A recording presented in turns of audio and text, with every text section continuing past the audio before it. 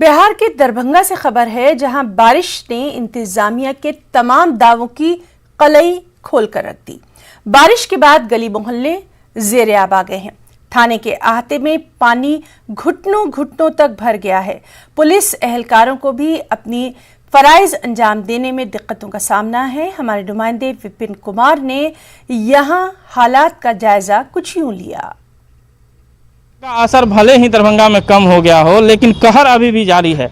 अभी हम दरभंगा के बेता सहायक थाना में हैं।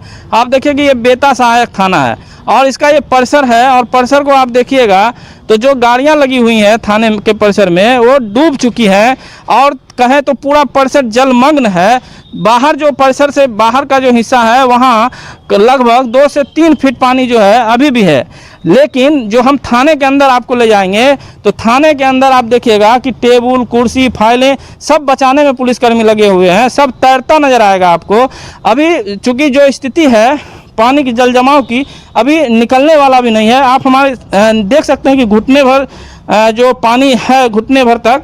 और हम अब थाने के अंदर जाना चाह रहे हैं। देखिए थाने के अंदर की क्या स्थिति है।